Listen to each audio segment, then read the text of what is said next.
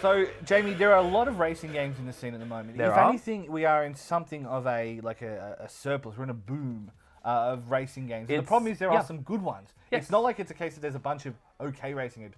There are some fantastic racing games out there. That's true. So Codemasters, being one of the OG car racing game makers, said, "Nah, we've still got to keep going in on this." So they've released Dirt 4, which comes from a pretty good pedigree. Yes. But, I mean, in a world of Forzas and Forza Horizons, is it okay? Can it compete? I think it can, because Dirt Rally comes out, I think, a year or the year before that, and it is a great video game.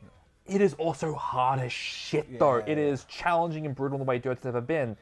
So Codemasters, in their infinite wisdom, decide, you know what? Let's make Dirt Rally, let's kind of bring back a lot of what made Dirt Rally really special, really different, really refreshing for the series, but let's make it accessible. Now, that sounds like the worst thing in the world, but they do it in a really smart way where they say, well, okay, you can have the full Dirt Rally experience, you can have all the weird settings, you can have the full sim handling, you can have punctured tires, if you have all that dumb stuff, but you can also turn that all off, customize it. You can even have the old kind of racing model from Dirt 3, which is great. Like, it's a great way to kind of they welcome Forza Horizon it. Yes. Like, as in, it goes from, you can race it as a simulation game where you can race it as an arcade racer. Yes. And you pick your level of Yes, difficulty. exactly. But the fact of the matter is they have gone that extra step. If you think about it, I mean, you can't lose tyres in Forza. Like, can't. that is some Richard Burns, OG, we hate you kind of stuff. Yep. You can crack your windshields, all that kind of stuff. And that was, you know, like, Dirt Rally obviously had a lot of that where, you know, a bad landing can shatter your windshield. Yep. You know what I mean? So it is that case of,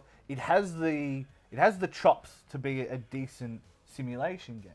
But again, it does have that level of accessibility. But, I mean, you know, with that, is the accessibility, does it go too far, or do you think that it hits that right No, balance? I think it's absolutely fine. Like, it still feels like a great racing game, and if you want to make it harder for yourself, by all means, there's nothing really kind of stopping you. But I think kind of the way I love it is that it also kind of has really great weather effects as well, kind of based on top. Like, you race in fog, and you can't see anything. Yeah.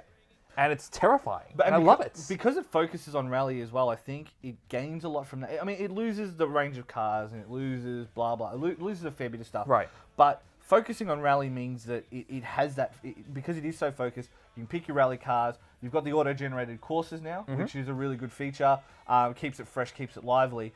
Yeah, and I think it helps give it a personality amongst all these games that try and do too much. You know what I mean? Like, you know, if you want Forza Horizon, you've potentially got the Crew, you've potentially got all these other games. Yes. Whereas there is no one who is doing a specific rally game. Right. And so I think that is, like, in that sense, though, you're a rally fan. Yes. And trying to step outside of that scope, do you still think it's worth looking at? I think it's worth looking. Like, it's tough, it's rewarding, but it's also just satisfying to really kind of nail it. So I'd rate it.